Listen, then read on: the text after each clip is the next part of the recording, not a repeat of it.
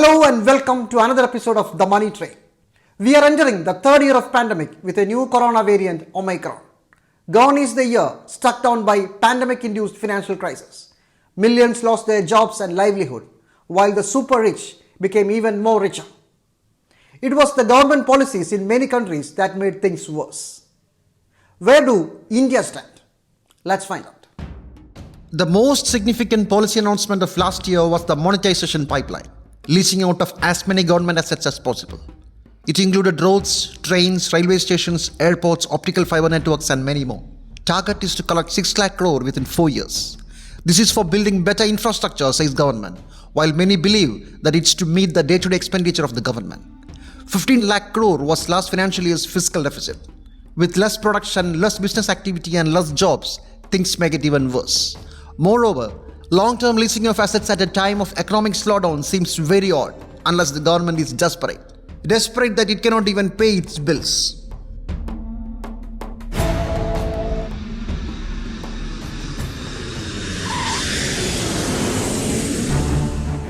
Whether desperate or not, government sold off the national carrier Air India at a throwaway price. It was 18,000 crores, where actual cash received was just 2,700 crores, while rest was part payment of Air India's debt.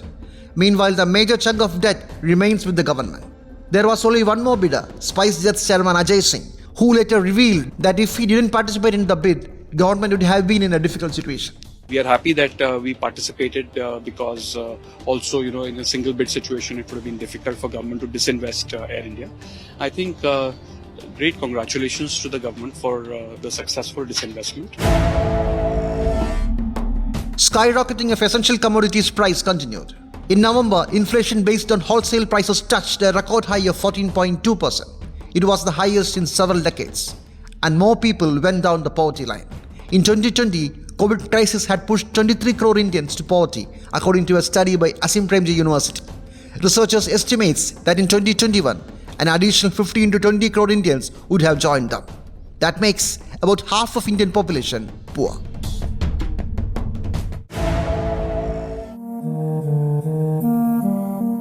When the economy struggles, governments normally intervene by increasing its spending.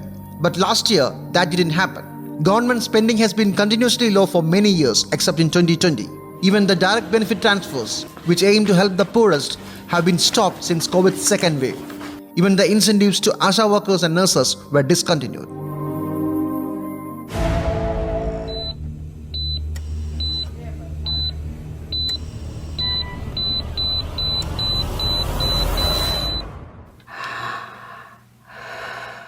The need for a decent health system. India learned it the hard way last year. Thousands died without oxygen and hospital care. We had mass cremations, mass graves, dead bodies even washed back to river banks. The government claims to have increased health spending by 137%. A half-true statement. A major part of it was for Mission Jal Shakti, a scheme for piped water to households.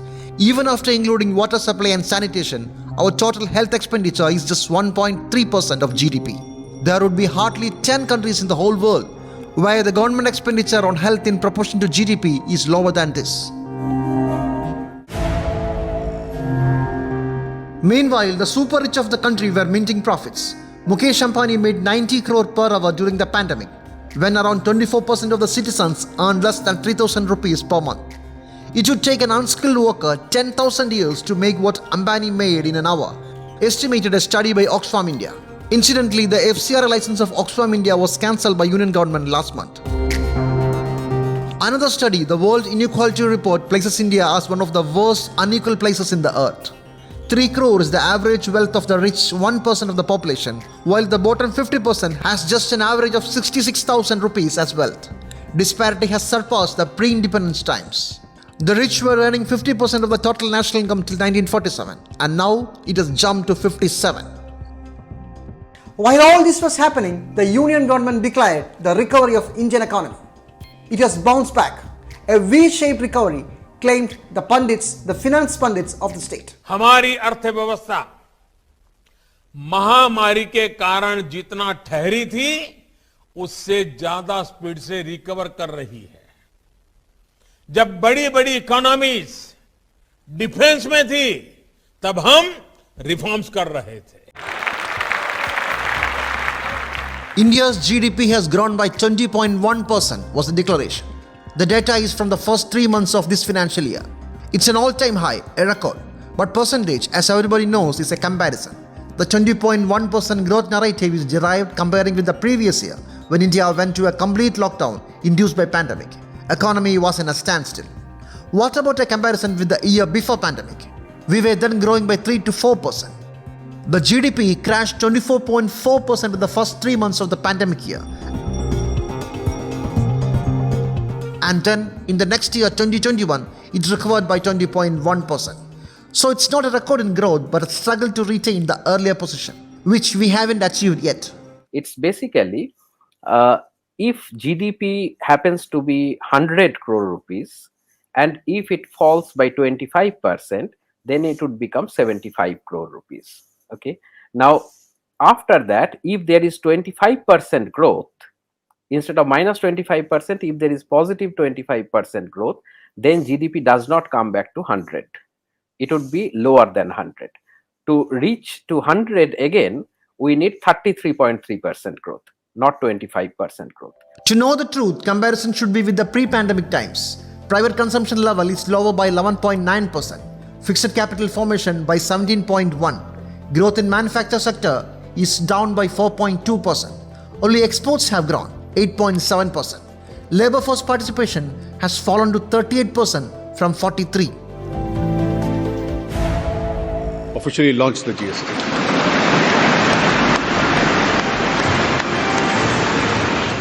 Goods and sales tax system is completing 5 years this year. States had surrendered the right to impose taxes to the new tax regime, hoping that it will give them windfall gains.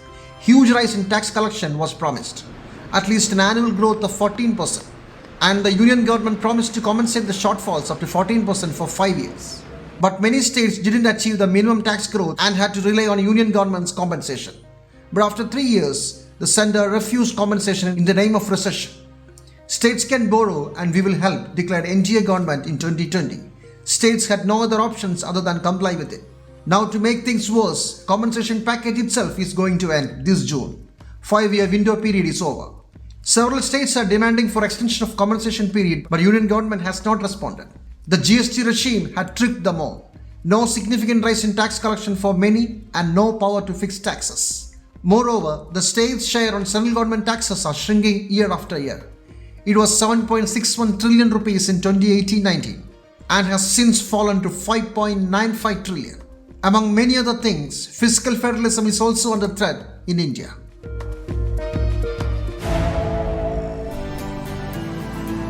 The government is all set to privatize public sector banks. It has decided to amend the laws and 2 banks will immediately go under the hammer. Indian Overseas Bank and the Central Bank of India. Bank employees are in the war path. Opposition is fighting it in the parliament, but the government remains adamant. Meanwhile, bad debts of banks still remain out of proportion. Moving bad debts to asset reconstruction companies have failed so far. Last month, income tax rates revealed fraudulent transactions in 4 such companies. They acquired non-performing assets from banks at far lesser price than the collateral securities for such loans. And the money for the purchase came from the borrowers too.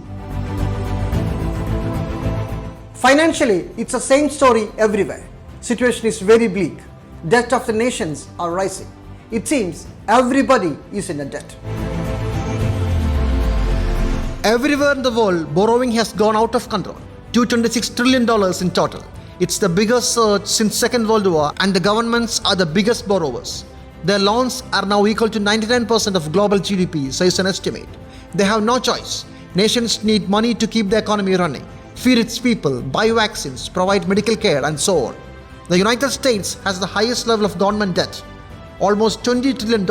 That's more than 100% of its GDP. Japan's situation is alarming. The country has borrowed more than 9 trillion, that's more than 230% of Japan's GDP. China, more than $5 trillion in national debt, which is above 50% of its GDP. Whenever countries have accumulated massive levels of debt in the past, financial crisis followed. It's possible that the world may face another financial nightmare, a tsunami of debt.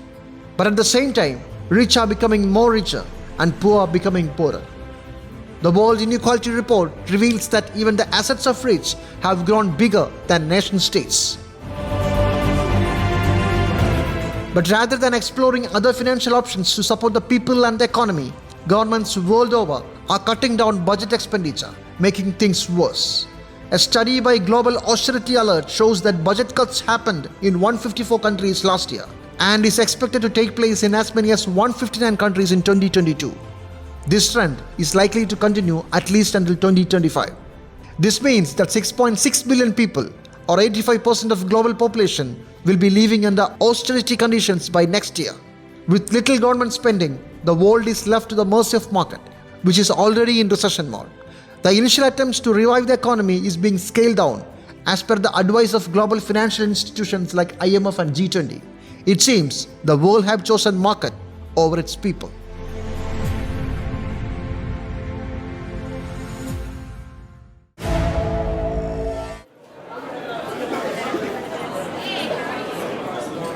International financial institutions are going even further to implement their vision of the world.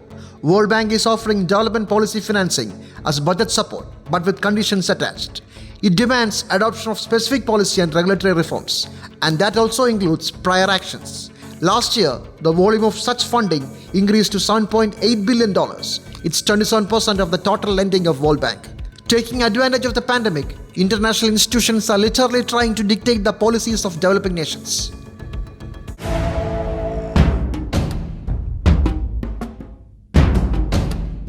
The Global Climate Conference, COP26, held at Glasgow ended without achieving much. Developed nations were not willing to help in phasing out fossil fuels in a way it counts. The promise of $100 billion per year was again postponed to 2023. Developing countries retaliated by refusing to phase out fossil fuels in the distant future. Now it has almost become certain that global temperature will rise beyond 2 degrees Celsius. Island nations all together and the poor all over the world will suffer more. 1.5 is what we need to survive. 2 degrees, yes, SG, is a death sentence. As we enter the third year of pandemic, most of the poor nations are still struggling to buy COVID vaccines.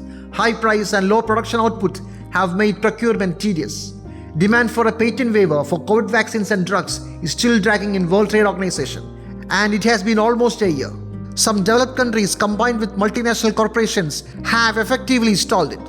As the world braces for impact from the new variant, poor nations are left alone. So it was not a happy year that has passed by, not even close. So let's hope for and wish each other a better year and a more equal world. Goodbye till we meet again.